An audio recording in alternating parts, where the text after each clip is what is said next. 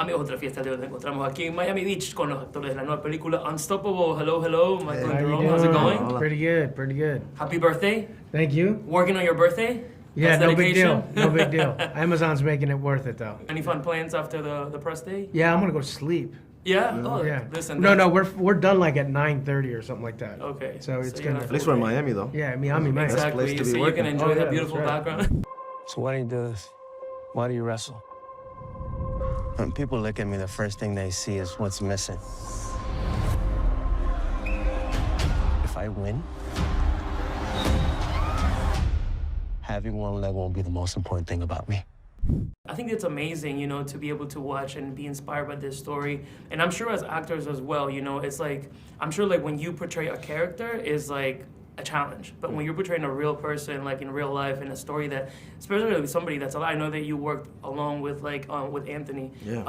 What was that like for you guys as actors?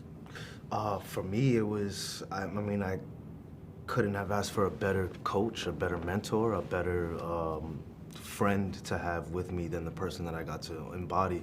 You know, one thing is when you're an actor playing somebody, you're never gonna be that person. Only that person can be that person. But it's about embodying their essence, embodying who they are. So all the quality time that we spent fed into the performance a lot. I could have went on YouTube, watched some videos, I could have read his book over and over and came up with my own rendition of who he is, but I got to really be there with him and just be a silent observer and just sit in the back and watch him.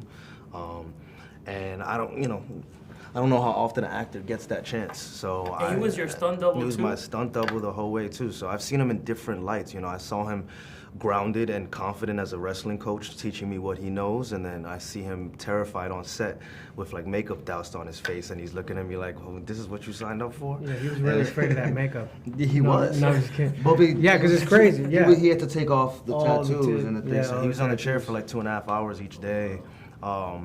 On top of being a father, a coach, and still living his life and still facing adversity every single day. Do you guys get to see the movie with like the actual people that you were playing? Like, Oh no, I didn't get to see it with Coach Williams. no? No. But you No. know, like, I have. So I saw it in Toronto. were you like freaking out, like seeing the scared. final Make product? Toronto, I was scared. man. I was scared. Oh, yeah. I was definitely nervous, but good nerves. You know, I felt like I don't know if I had done it well, but I felt like Anthony trusted me enough for me to believe that I had to have done something right. You know, so when I was sitting there, it wasn't so scary as much as I kept looking over, like, did he like that? Did he like that? Does he like that?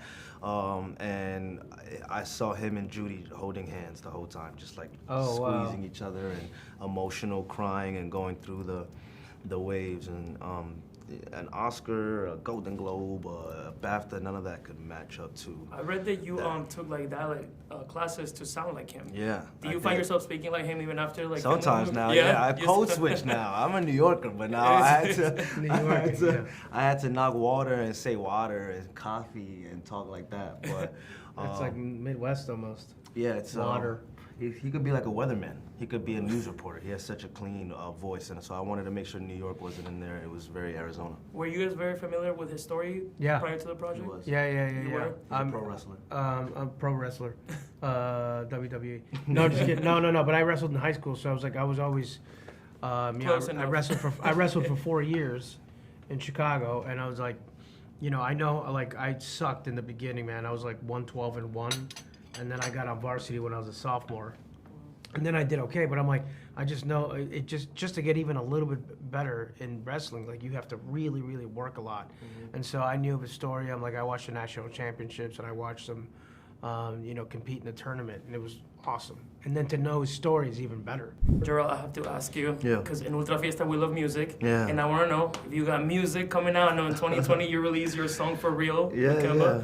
Are you Thank working you on for some that question. music? Like, I am, yeah. You are? I made an album. I made an album that I love during this whole press tour, 11 songs. I'm gonna put it out in like a month or two. Okay. I just love music, you know, I'm not in a rush. I don't put too much pressure on it. I just love It's to still do like it. hip hop and that It's kind still of hip hop okay. rap, yeah. I'm from the Bronx, so I'll never let that go. Please come watch Unstoppable on Amazon Prime, January 16th.